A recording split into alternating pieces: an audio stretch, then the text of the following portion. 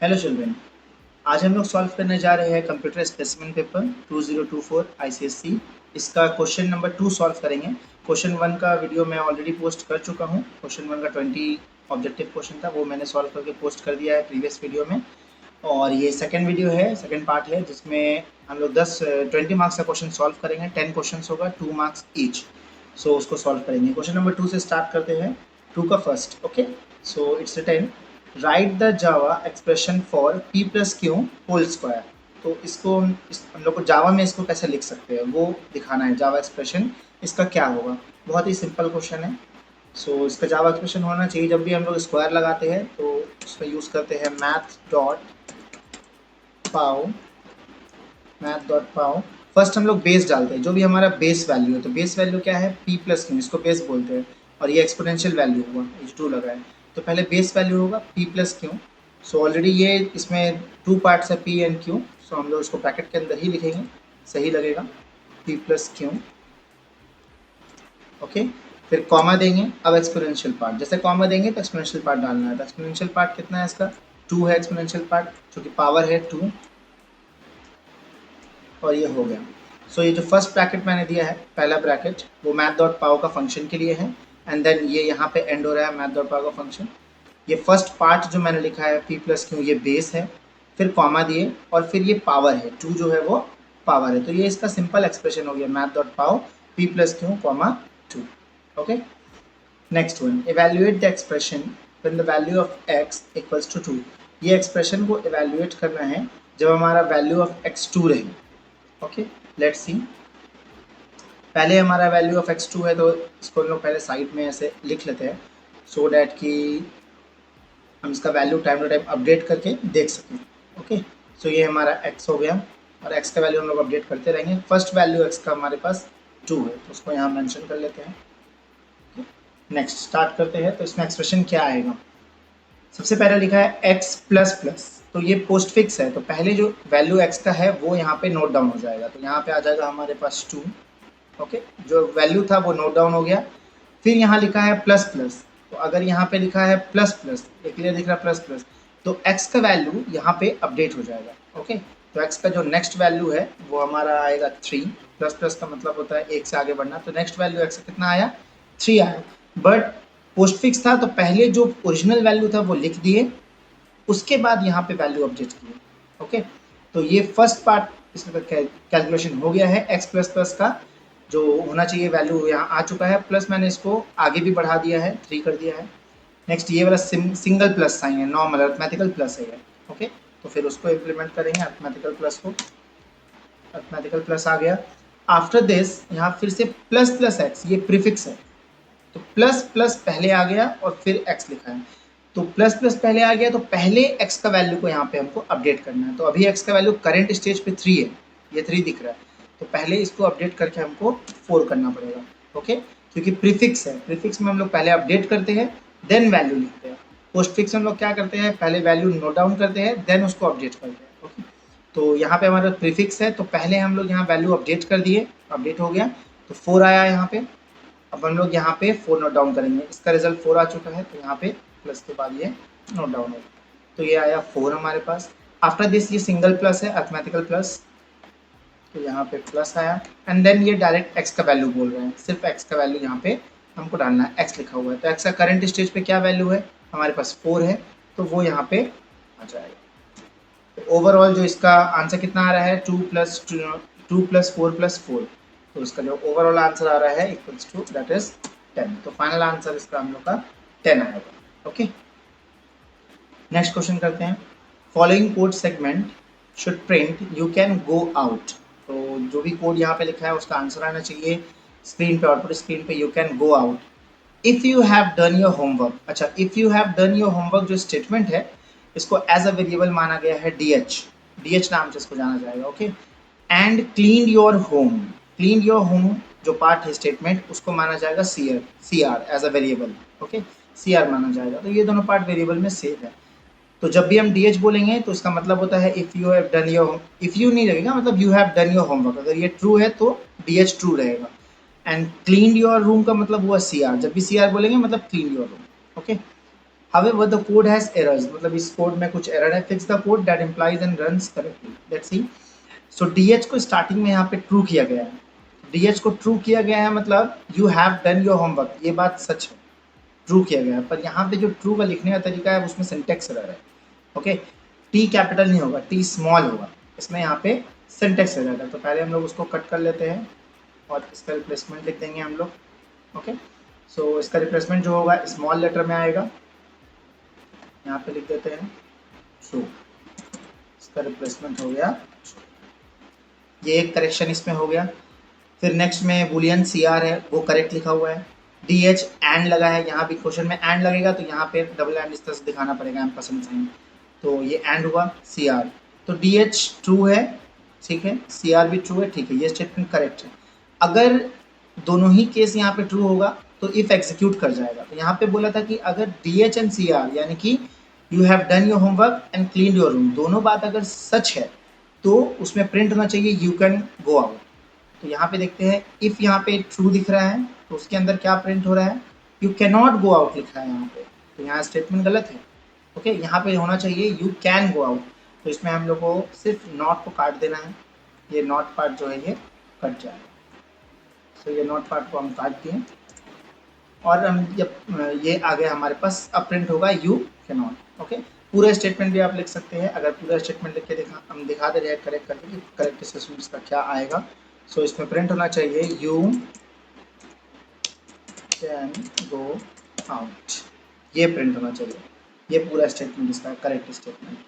Okay, after this ये इसका correct statement आएगा. ये पूरा स्टेटमेंट को हम चेंज करना चाहेंगे. ओके, नेक्स्ट एल्स पार्ट में देखेंगे.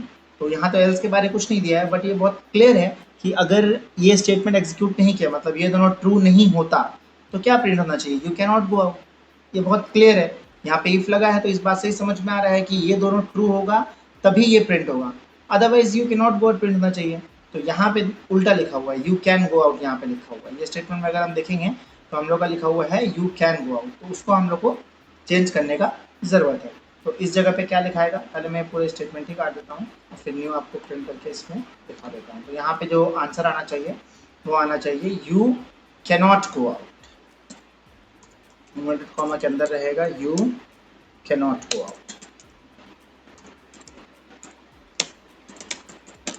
ओके, तो ये आंसर आ गया यू कैन नॉट गो, इसका यहाँ लिखा है. तो ये सारे करेक्शंस हैं जितने सारे यहाँ पे मैंने आपको करेक्शन दिखाए, बस इतने ही करेक्शन है इस पर्टिकुलर 3 नंबर प्रोग्राम क्वेश्चन में. इतना करेक्शन इसमें करके लिखना है. तो जो भी इस तरह के क्वेश्चन का आंसर करेंगे तो आप पूरा लिखेंगे, यहाँ से यहाँ तक पूरा नोट डाउन करना है. ये पूरा इतना स्टेटमेंट आपको नोट डाउन करना है, करेक्ट करके नोट डाउन करना है. ठीक है, करेक्टली नोट डाउन करना है. तो ये हो गया इसका आंसर. नेक्स्ट 4th नंबर पे चलते हैं. Sam executes the following segments and answer display is 0. मतलब ये जो प्रोग्राम है, पार्ट लिखा हुआ प्रोग्राम का पार्ट, इसमें आंसर 0 आ रहा है. Irrespective of any non 0 values are given. तो मतलब जो भी वैल्यू डालो उसमें आंसर 0 ही आ रहा है. Name the error, how the program can be modified to get the correct answer. Okay, so पहले तो यहाँ देखना है कि ये जो भी पार्ट लिखा है इसमें कोई मिस्टेक नहीं है. मिस्टेक है इस लाइन पर. देखने में सही लग रहा है, ये ट्रायंगल का एरिया कैलकुलेट कर रहा है बट देखने में सही लग रहा है. 1/2 यहाँ पे लिखा हुआ है, मल्टीप्लाई बी मल्टीप्लाई एच. ये 1/2 जो है ये इंटीजर है. जब भी हम लोग 1/2 लिखते हैं तो वो इंटीजर कैलकुलेशन होता है.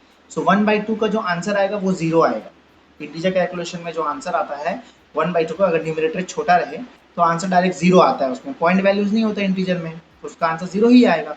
1/2 का एक्चुअल आंसर मैथ्स में 0.5 होगा, लेकिन क्योंकि इंटीजर में पॉइंट वैल्यूज नहीं होते तो सिर्फ वो 0 को कैच करेगा. तो ओवरऑल 1/2 का आंसर 0 आएगा और फिर वो b को 0 से मल्टीप्लाई कर देगा और h को भी 0 से मल्टीप्लाई करके टोटल आंसर को 0 कर देगा. तो हर बार आंसर इसमें 0 आएगा. एरर का नाम अगर बोले तो ये एक लॉजिकल एरर है. ओके, क्योंकि प्रोग्राम इसमें कोई सिंटैक्स एरर नहीं दिखाएगा. तो यहाँ पे लॉजिक में प्रॉब्लम है. जावा कोड में जब भी लिखते हैं तो यहाँ पे इंटीजर का लॉजिक में प्रॉब्लम है. सो इसीलिए यहाँ पे लॉजिकल एरर इसका नाम होगा. तो पहले मैं एरर का नाम यहाँ मेंशन कर दे रहा हूँ. Okay, logical error. Logical error इसका first part of the question का आंसर है. Name the error, logical error. Program को मॉडिफाई कैसे करेंगे, तो पूरा पार्ट वहाँ पे लिखेंगे, सिर्फ इस लाइन को करेक्ट करके लिखेंगे. ये लाइन को करेक्ट करके लिखेंगे, बाकी ये पूरा पार्ट आप आंसर शीट में नोट करोगे. ओके, सो यहाँ पे हमारे पास जो करेक्शन रहेगा वो मल्टीपल टाइप से हो सकता है। हम एक सिंपल करेक्शन इसका दिखा दे रहे हैं, ऐसे तो और भी करेक्शन इसके हो सकते हैं। सिंपल करेक्शन इसका क्या रहेगा, a equals to 1.0 divided by 2.0। यहाँ पे हम क्या किए, 1 लिखने की जगह 1.0 कर दिए, डिवाइड 2.0 कर दिए। ओके, तो अब क्या है, ये डबल कैलकुलेशन करेगा। डबल या फ्लोट वैल्यू जिसमें होता है, जिसमें जीरो के बाद पॉइंट्स भी काम करते हैं, तो ये पॉइंट वैल्यू कैलकुलेशन करेगा। उसके बाद का पार्ट सिंपल है, जैसे लिखा है वैसे ही हमें लिख देना है। ये इसका करेक्ट स्टेटमेंट हो गया। तो अब क्या होगा, ये जब डिवाइड करेगा तो यहाँ पे 0.5 आंसर आएगा, बिकॉज मैंने पहले ही पॉइंट डाल दिया है। सो अब ये क्या है, इसको पॉइंट यानी कि डबल टाइप ही ट्रीट करेगा, और जो आंसर देगा वो भी डबल टाइप ही देगा। ओके, सो ओवरऑल थिंग यहाँ पे आ जाएगा 0.5 पहले, उसके बाद बी का जो भी वैल्यू होगा मल्टीप्लाई होगा, और एच का जो भी वैल्यू होगा वो मल्टीप्लाई इसमें हो जाएगा। इवन आप ये भी कर सकते हैं कि सिर्फ 1.0 लिखे तो भी आंसर करेक्ट हो जाएगा, 2.0 डिनोमिनेटर में खड़े लिखे तो भी करेक्ट हो जाएगा, कोई एक को भी करने से काम हो जाएगा। ओके, नेक्स्ट क्वेश्चन है, how many times will the following loop execute, what value will be return. So ये जो भी प्रोग्राम है इसमें लूप कितने बार चल रहा है ये बताना है, और इसका फाइनल आंसर क्या आएगा, यहाँ पे लिखा है रिटर्न वाई, तो मतलब वाई का फाइनल वैल्यू क्या होगा वो बताना है। तो इसको हम लोग को सॉल्व करके देखना होगा, चलिए इसको सॉल्व करके देखते हैं। सो यहाँ पे मैंने प्रोग्राम लिख के रखा है, ये program same program noted down है, और इसमें हमारे पास जो वेरिएबल से पहले उसको हम नोट डाउन कर लेंगे। तो पहला वेरिएबल हमारे पास जो है दैट इज एक्स, इसका इनिशियल वैल्यू 2 है। दूसरा वेरिएबल जो हमारे पास है दैट इज वाई, इसका इनिशियल वैल्यू 15 है। ओके, और लूप भी काउंट करना है, तो उसके लिए यहाँ पे हम एक सेपरेट एरिया रख ले रहे हैं ताकि लूप हम काउंट कर सकें। ओके, सो सबसे पहले यहाँ से स्टार्ट करेंगे, डू ब्रैकेट के अंदर हम आएंगे। सो यहाँ पे जैसे ही लूप के अंदर जाएंगे हम इसको +1 कर देंगे, मतलब एक आगे बढ़ा देंगे, तो हमारा लूप 1 टाइम एग्जीक्यूट हो गया, अंदर आ गया मतलब लूप एग्जीक्यूट हो गया। प्लस प्लस एक्स यहाँ पे लिखा है, प्लस प्लस एक्स, तो प्लस प्लस एक्स का मतलब होता है एक्स अपडेट होगा, प्रीफिक्स है। ओके, तो ये पहले हम सीधा इसको एक्स को अपडेट कर दिए, 3 कर दिए। नेक्स्ट लाइन पे आएंगे, Y minus equals to X plus plus, तो ये शॉर्ट हैंड में लिखा है, इसका एक्चुअल मतलब क्या होता है, सिंपल वे में अगर इसी चीज़ को हम लिखे तो ये कुछ ऐसे लिखा होगा, Y is equals to Y minus X plus plus, इसका मतलब ये होता है सिंपल वे में अगर लिखे तो यही स्टेटमेंट को हम ऐसे एग्जीक्यूट करेंगे तो इजी रहेगा। ओके, सो यहाँ पे लिखा है Y minus X plus plus, तो वाई का जो करंट वैल्यू है कितना है 50 है हमारे पास, तो हम यहाँ लिख के इसको एग्जीक्यूट करते हैं 50 माइनस एक्स पहले लिखा है, तो एक्स का जो करंट वैल्यू है वो लिखा जाएगा, और साथ में एक्स हो जाएगा प्लस प्लस, तो मतलब एक्स भी यहाँ पे अपडेट होकर 4 हो जाएगा। ओके, इसका आंसर कितना आएगा हमारे पास 50 minus 3 that is equal to 47, और ये 47 कहाँ सेव होगा वाई में, तो वाई को अपडेट कर देते हैं एज 47, तो हमारा वाई अपडेट हो गया।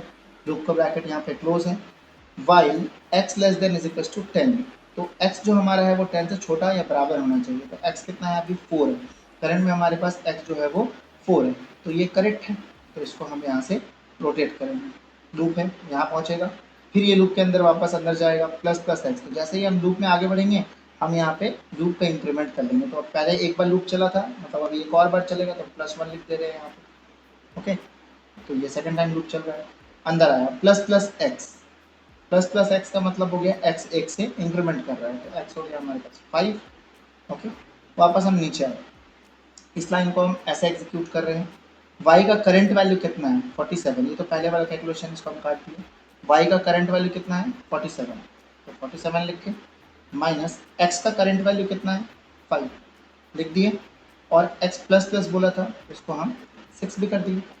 अब इसका कैलकुलेशन जो है वो यहाँ से होगा, तो 47 minus 5 will be equals to 42, तो y का वैल्यू कितना हो गया 42 हो गया। आफ्टर दिस यहाँ हम लोग पहुँचे इस पॉइंट पे, और फिर while x less than is equals to 10, तो अभी देखेंगे हम लोग तो x बिल्कुल हमारा 10 से छोटा या बराबर है, तो छोटा तो है ही, रोटेट करेगा, फिर डू लूप के अंदर जाएंगे, अंदर आएंगे प्लस प्लस एक्स, तो यहाँ पे देखो लूप फिर से हम एग्जीक्यूट कर रहे हैं, तो हमको यहाँ पे फिर से +1 करने की जरूरत है, नीचे लिख दे रहे हैं। ओके, +1 कर दिए, एक बार और लूप आगे बढ़ा, प्लस प्लस एक्स लिखा हुआ है, सो प्लस प्लस एक्स का मतलब है एक्स पड़ गया 7, और फिर हम नीचे आए, इस लाइन को एग्जीक्यूट कर रहे हैं, वाई का करंट वैल्यू कितना है 42, तो वाई का करंट वैल्यू है 42 लिख दिए, और उसके बाद हमारा माइनस यहाँ पे लिखा है, तो माइनस एक्स का current value that is 7 plus plus करके एक्स को क्या कर दिए 8 कर दिए, हो गया। तो अब इसका कैलकुलेशन क्या आया हमारे पास 42 minus 7 that is equal to 35। Y में कितना सेव होगा 35 सेव होगा वाई में, हो गया। यहाँ पहुँचे Y X less than equal to 10, तो एक्स जो है वो 10 या 10 से छोटा होगा, तो बिल्कुल एक्स अभी 8 है जो कि 10 से छोटा है, करेक्ट बात है। फिर रोटेट किया अंदर आया, सीधा अंदर से लूप में जाएंगे, यहाँ प्लस 1 फिर से कर लेते हैं एक बार और, ओके। फिर प्लस प्लस एक्स किए तो एक्स कितना हो गया 9। फिर इधर आए, यहाँ पे हम लोग वाई माइनस, तो वाई का जो वैल्यू है हमारे पास 35, तो इस पॉइंट ऑफ टाइम पे यहाँ वाई का 35 आया, माइनस दिए, और x का जो वैल्यू है x का वैल्यू हमारे पास कितना है 9, x का वैल्यू 9 आया। फिर x प्लस प्लस लिखा है तो x कितना हो गया 10 हो गया हमारे पास x, ओके। x हमारे पास अभी 10 हो गया करंट स्टेज पे। और उसके बाद हमारे पास यहाँ पे जो कैलकुलेशन हुआ y को भी अपडेट करना है, तो कैलकुलेशन यहाँ पे जो होगा 35 माइनस 9 तो हो जाएगा 26 जाके y में सेव हो जाएगा, तो y अपडेट हुआ एज 26, इसकी वजह से यहाँ पे अपडेट हुआ, तो y कितना आया 26। फिर यहाँ पहुँचे, फिर यहाँ x less than is equal to 10, less than तो नहीं है पर बराबर है, x यहाँ पे 10 है, तो ये ट्रू आंसर आएगा। फिर ये रोटेट करेगा, फिर लूप एग्जीक्यूट हो रहा है, ओके। तो +1 कर दे रहे हैं इसको, ओके, लूप एग्जीक्यूट किया। फिर यहाँ पे प्लस प्लस x, तो x इस बार कितना हो गया हमारे पास 11। फिर अंदर आएंगे, ये लाइन एग्जीक्यूट करेंगे, y का करंट वैल्यू 26, तो y का करंट वैल्यू 26 माइनस x का करंट वैल्यू यहाँ पे लिखा है 11, तो यहाँ लिखिए 11, ऐसा करंट वैल्यू यहाँ से उठा के 11 डाले हम, और उसके बाद लिखा है x प्लस प्लस, तो x हो गया हमारे पास 12, ओके। दोनों को माइनस किए, फाइनल आंसर जो यहाँ पे y में सेव हो रहा है दैट इज 15, 26 माइनस 11 करेंगे 15 आएगा, 15 आ गया।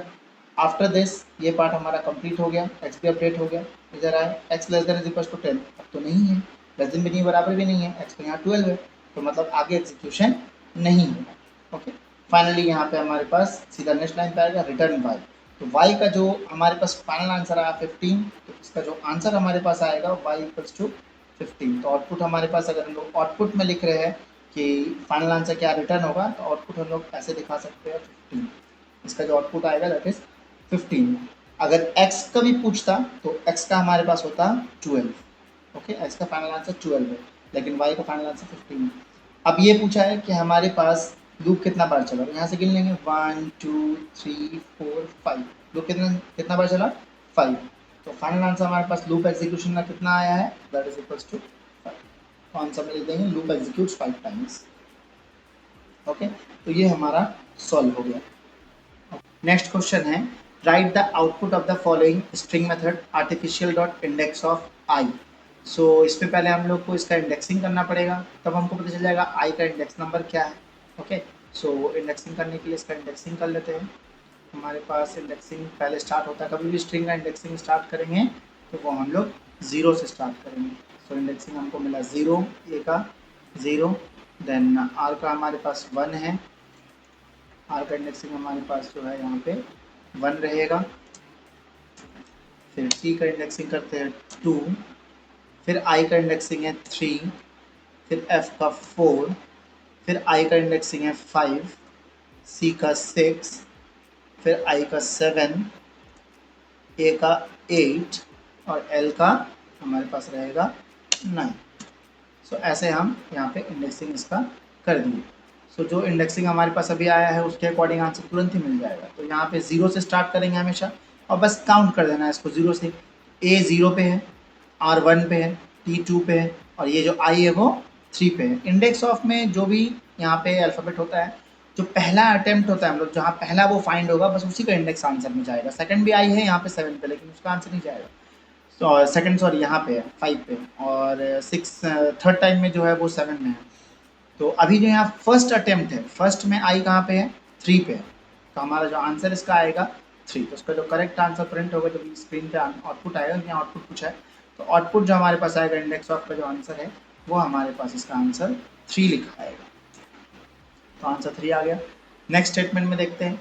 नेक्स्ट स्टेटमेंट हमारे पास दिया है dog and puppy dot trim. Trim क्या करता है, ट्रिम स्टार्टिंग और एंडिंग से स्पेस हटाता है, स्टार्ट और एंड से। तो यहाँ तो स्टार्ट में कोई स्पेस नहीं दिख रहा है, ना ही एंड में कोई स्पेस दिख रहा है। तो ये तो पहले ही हमारा स्ट्रिंग, इसमें कोई भी एक्स्ट्रा वर्क नहीं कर पाएगा, बिकॉज स्ट्रिंग का काम होता है स्टार्टिंग और एंडिंग का स्पेस लगाना, बीच का नहीं हटाता है। ओके, सिर्फ स्टार्टिंग और एंडिंग। उसके बाद लिखा है डॉट लेंथ, तो बस इसका लेंथ पूछा है, मतलब काउंट कर लेना है इसमें कितना अल्फ़ाबेट्स है। तो काउंटिंग हमेशा 1 से होगा। अल्फ़ाबेट्स जब लेंथ निकालते हैं तो लेंथ मतलब नॉर्मल काउंटिंग, इंडेक्सिंग का मतलब होता है 0 से स्टार्ट करना, काउंटिंग को 0 से स्टार्ट करते हैं, पर लेंथ का मतलब होता है नॉर्मल काउंटिंग। तो नॉर्मल काउंटिंग में 1 2 3 स्पेस काउंट होगा, 4 देन 5 6 7 8 9 10 11 12 13। तो इसका नॉर्मल काउंटिंग कितना आ रहा है, 13 आ रहा है, दैट इज इसका लेंथ कितना हो गया, 13 will be the answer for this. Okay, name any two jump statement, jump statement बहुत ईजिली हम लिख सकते हैं। जंप स्टेटमेंट में एक आ जाता है हमारे पास कंटिन्यू आ जाता है, स्विच होता है, स्विच स्टेटमेंट जो होता है वो भी जंप स्टेटमेंट है। ओके, स्विच जो होता है वो हमारा जंप स्टेटमेंट है। कंटिन्यू स्टेटमेंट है, ब्रेक भी यूज होता है एज अ जंप स्टेटमेंट। तो यहाँ पे 2 ही पूछा है, तो हम कंटिन्यू लिख दिए और स्विच लिख दिए।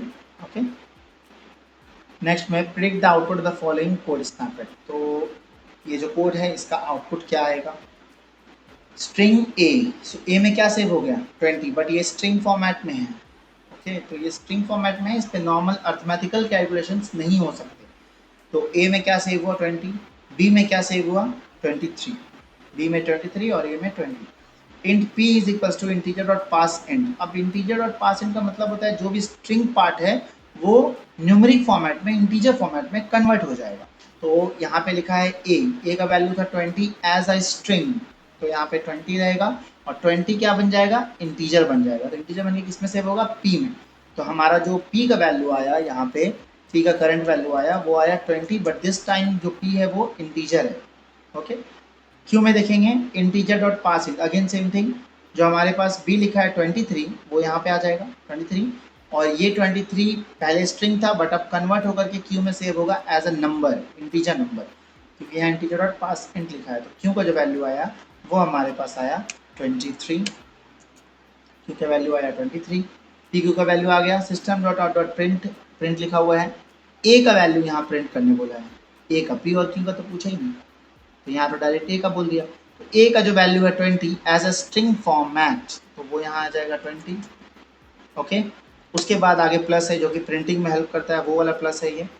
और यहाँ पे हमारे पास इन्वर्टेड कॉमा में मल्टीप्लाई का साइन है, तो ये तो इन्वर्टेड कॉमा में है तो simple as it is print होगा।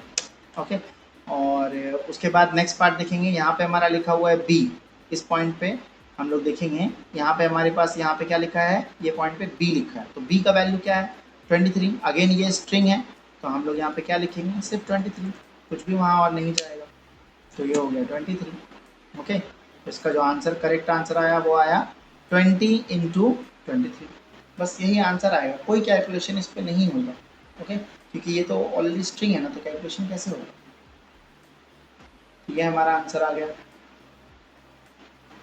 नेक्स्ट आगे बढ़ते हैं, when there is no explicit initialization, कोई भी explicit initialization नहीं होगा, what are the default value set for the variables in the following cases। बहुत ही सिंपल आंसर है, डिफॉल्ट वैल्यू इसका क्या होगा, अगर कोई भी वैल्यू इसमें एक्सप्लिसिटली नहीं डाला गया हो, सेव नहीं किया गया हो, तो इंटीजर का डिफॉल्ट वैल्यू जो होता है वो 0 होता है, और स्ट्रिंग का डिफॉल्ट वैल्यू जो होता है वो नल होता है। डिफॉल्ट मतलब बाय डिफॉल्ट जब आप स्ट्रिंग वेरिएबल क्रिएट करते हैं तो उसमें नल सेव रहता है, और इंटीजर में बाय डिफॉल्ट 0 होता है।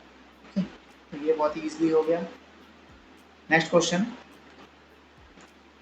पी एक एरे है, 4 एलिमेंट है इसमें, क्यों भी एक एरे है, 3 एलिमेंट है। Place all element of P array and Q array in the array are one after other. Okay, मतलब दोनों एरे को मर्ज कर देना है, और किस में डाल देना है, आर में डाल देना है। तो हम लोग एक सिंपल सा एरे यहाँ पे क्रिएट कर लेते हैं जो कि बहुत ही सिंपल है। आर नाम का एक एरे डिफाइन होगा, और इसमें क्या क्या रहेगा, पी का पूरा एलिमेंट और क्यू का पूरा एलिमेंट वन आफ्टर अदर, मतलब कि लाइन से रहेगा। पहले पी बोला है तो पी का पहले लाइन से एलिमेंट पुट कर लेते हैं, ठीक है, बहुत ही सिंपल है, बस हम लोग को वैल्यू पुट करते जाना है। तो पी का वैल्यू जो है वो पहले स्टार्टिंग हो रहा है 12 से, 12, 14, 16, 18 आ गया वैल्यू। अब इसका वैल्यू उसके आगे ही आना चाहिए, तो यहाँ से स्टार्ट कर देखते हैं, क्यों का एरे का जो वैल्यू है वो आर एरे में कॉपी हो रहा है, तो 18 के बाद हमारे पास है 20, 22, 24, इसका 3 वैल्यू पूरा आ गया और ये एक सिंगल एरे बन चुका है अब, सिंगल एरे। ओके, और ये क्या नाम से है, आर नाम से। पूछा है what will be the size of array R, size पूछा है मतलब उसका लेंथ पूछा है, तो उसमें कितना एलिमेंट है, सिंपल में अगर बोले तो कितना एलिमेंट है इजिली काउंट कर सकते हैं, 1 2 3 4 5 6 7, 7 एलिमेंट है, तो सीधा इसका आंसर आ गया हमारे पास 7। साइज कितना है इसका, 7। Next right the index position of the first and the last element, तो हमको इसके लिए पहले इसका इंडेक्सिंग कर लेना होगा। इंडेक्सिंग कहाँ से स्टार्ट होता है, 0 से स्टार्ट होता है, मैंने पहले ही आपको बताया इंडेक्सिंग जो है इसका वो 0 से स्टार्ट होगा, तो इसका हम लोग इंडेक्सिंग कर लेते हैं। पहले इंडेक्सिंग करने के लिए यहाँ पे मैं ऊपर इंडेक्सिंग करता हूँ इसका 0 0 पहला इंडेक्स नंबर, देन उसके बाद दूसरे के लिए 1, देन नेक्स्ट के लिए 2, देन 3, 0 से ही हमेशा इंडेक्सिंग स्टार्ट करना है, 4 5 और ये हमको मिल गया 6, तो इसका इंडेक्सिंग क्या आया, 0 से लेकर के 6 तक इंडेक्स आया है। पूछा है फर्स्ट का पोजीशन इंडेक्स क्या है और लास्ट का इंडेक्स क्या है, तो बहुत ही सिंपल आंसर है, पहला का इंडेक्स तो ऐसे भी हमेशा इंडेक्सिंग नहीं भी करेंगे तो भी हमेशा फर्स्ट इंडेक्स 0 ही होता है, हमेशा स्ट्रिंग का फर्स्ट इंडेक्स 0 होगा, और लास्ट इंडेक्स जो है यहाँ पे 6 आया है, तो हम अभी यहाँ 6 लिख दे रहे हैं। ये भी हम लोग डायरेक्ट लेंथ से ही कैलकुलेट कर सकते हैं, लास्ट जो इंडेक्स नंबर होता है स्ट्रिंग का वो लेंथ -1 होता है, l-1, या ये बोले कि साइज -1 होता है, तो साइज यहाँ 7 आया था, 7 -1 करते तो भी 6 आ जाता, मैं आपको पूरा करके दिखाया हूँ, 7 -1 करने से भी यहाँ पे 6 आ जाता। सो हमेशा लास्ट इंडेक्स उसका l-1 होता है, लेंथ -1, और स्टार्टिंग हमेशा ही 0 से होता है, तो ये इसका आंसर कंप्लीट हुआ। सेकंड पार्ट मतलब सेकंड क्वेश्चन हम लोग स्पेसिमेन का कंप्लीट कर लिए। नेक्स्ट क्वेश्चन हम लोग जो करेंगे इसमें वो रहेगा हमारा सेक्शन बी का, अटेम्प्ट एनी 4 है, बट मैं आपको ऑल 6 क्वेश्चन करके बताऊंगा इसमें, ऑल्दो आपको सिर्फ 4 ही क्वेश्चन करना होता है सेक्शन बी में, तो सेक्शन ए हमारा पूरी तरह से कंप्लीट हो चुका है।